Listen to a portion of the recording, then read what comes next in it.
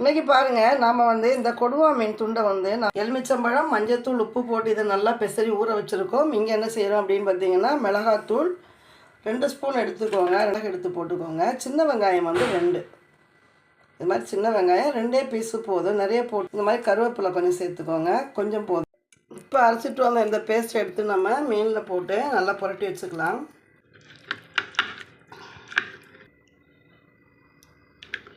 ஊறினா தான் நமக்கு என்ன செய்யும், மீன் உப்பு காரம் எல்லாமே அதில் உள்ளே போய் பிடிக்கும். அதனால் நல்லா மூடி வச்சிடலாம். நாம் எண்ணெய் ஊற்றிக்கலாம். இந்த பீஸ் எல்லாம் எடுத்து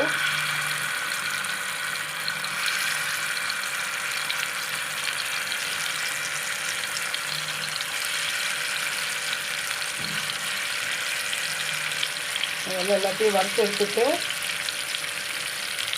இதை இங்கே வறுக்க வச்சுட்டு நாம் அந்த பஜ்ஜி பண்ணுறதுக்கான பேஸ்ட்டை நாம் ரெடி பண்ணி எடுத்துக்குவோம். இது இப்போ வெந்துட்டுக்கிட்டோம். இப்போ நாம் மீனுக்கு அரைச்ச அந்த மசாலாவில் இவ்வளோ மசாலா மீதி இருக்குது. இதோடு நம்ம என்ன செய்ய போகிறோம்னா, இஞ்சி பூண்டு சேர்த்துக்கிறேன். இஞ்சி கொஞ்சம், பூண்டு கொஞ்சம் சேர்த்துக்கலாம். இதோட உப்பு கொஞ்சம் சேர்த்துக்கலாம் மாவுக்காக. ரொம்ப தூளும் இருக்குது, நான் சோம்பு வச்சுருக்கேன், கொஞ்சம் லைட்டாக இதை சேர்த்துக்கலாம். கொஞ்சமாக மிளகு தூள் போட்டுக்கோங்க, மிளகுத்தூள் கொஞ்சம் சேர்த்துக்கோங்க. மிக்ஸியில் இதை நாம் அரைச்சி எடுத்துக்கலாம். இப்போ நாம் இங்கே மீன் எல்லாத்தையும் திருப்பி போட்டுக்கலாம். வெந்துச்சான்னு பார்க்கலாம். வெந்துச்சு.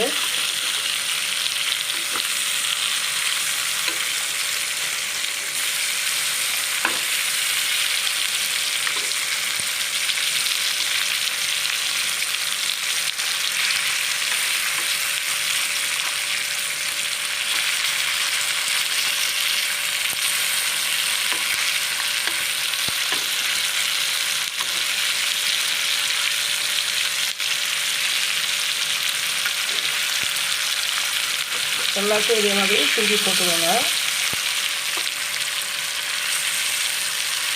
பொரிச்சு எடுத்ததுக்கப்புறமா நாம் பஜ்ஜி பண்ணோம் அப்படின்னா நமக்கு சாப்பிட்றதுக்கு கொஞ்சம் நல்லாயிருக்கும். இல்லை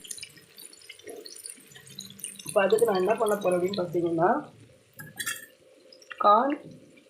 கார்ன்ஃப்ளவர் கொஞ்சம் சேர்த்துக்கலாம். சும்மா கொஞ்சமாக பச்சரிசி சேர்த்துக்கிறேன்.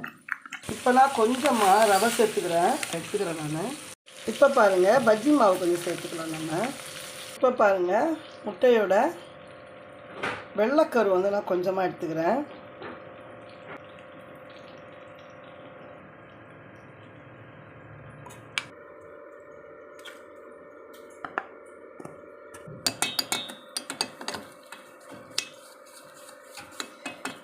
இப்போ இது எல்லாத்தையும் சேர்த்து நம்ம கொஞ்சம் தண்ணி கரெக்டாக ஊற்றி இதெல்லாம் நம்ம என்ன செய்ய போகிறோம், நல்லா கலக்கிக்க போகிறோம்.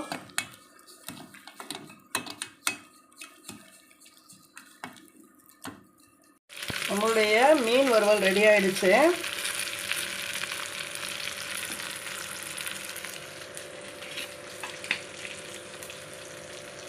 நம்ம பஜ்ஜி போடுறதுக்கு மாத்திரம் ஒரு 2-3 பீஸ் எடுத்து போட்டு பார்க்கலாம். ஃபஸ்ட்டு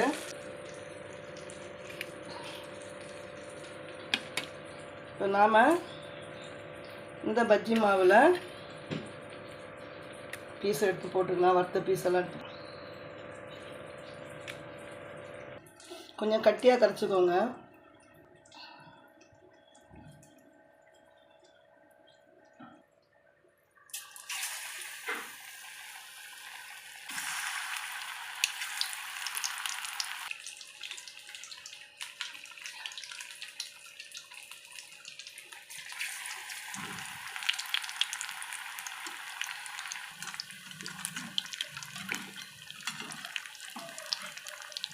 ரவை நம்ம போட்டிருக்கிறதுனால கொஞ்சம் மொறுமொறுப்பாக இருக்கும், சாப்பிட்றதுக்கு நல்லா சூப்பராக இருக்கும்.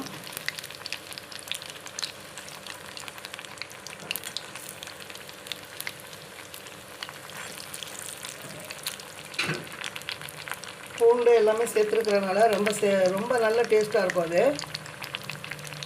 இப்போ நல்லா வெந்துடுச்சு, நாம் எடுத்துட வேண்டியது தான். சூப்பரான சாப்பிட்றதுக்கு நல்லா மொறுன்னு இருக்கும். பக்கோடா மாதிரி ஆகிடுச்சு பார்த்தீங்களா, மீன் பக்கோடா மாதிரி ஆகிடுச்சு பாருங்கள். உண்மையிலே நல்லா மொறுன்னு நல்லாயிருக்கும். எப்படி இருக்குது பாருங்களேன், செம சூப்பராக இருக்குது பாருங்கள். ரொம்ப ஜோராக இருக்குது பாருங்கள். இதை எடுத்துருவோம். பாருங்கள், ஒரு ஸ்பெஷலான மீன் ரெசிபி நமக்கு ரெடி ஆகிடுச்சு. பாருங்கள்,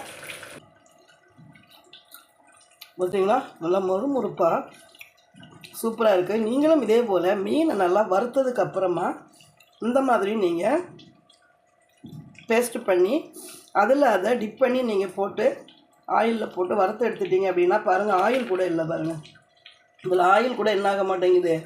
பார்த்தீங்களா, தெரியுது அவங்களுக்கு, ஆயிலே இல்லை. பாருங்கள், நல்லா டேஸ்ட்டாக இருக்குங்க. அருமையாக சூப்பராக வந்திருக்குங்க. தீபாவளி ஸ்பெஷலாக நான் இந்த ஃபிஷ் ஃப்ரையை வந்து உங்களுக்கு நான் வீடியோவாக போடுறேன். எல்லோரும் பார்த்து நீங்களும் இதே போல் என்ன செய்யுங்க, உங்கள் வீட்லேயும் தீபாவளி ஸ்பெஷலாக இதை வந்து செஞ்சு சமைச்சு சாப்பிட்டுட்டு எனக்கு போடுங்க, கமெண்ட் பண்ணுங்கள். நான் எல்லாருக்கும் ஷேர் பண்ணி விடுங்க. மீண்டும் ஒரு பதிவோடு உங்களை வந்து சந்திக்கும் வரை உங்களிடமிருந்து விடைபெறுவது பத்மகுமாரி சிநேகிதி. பாய்.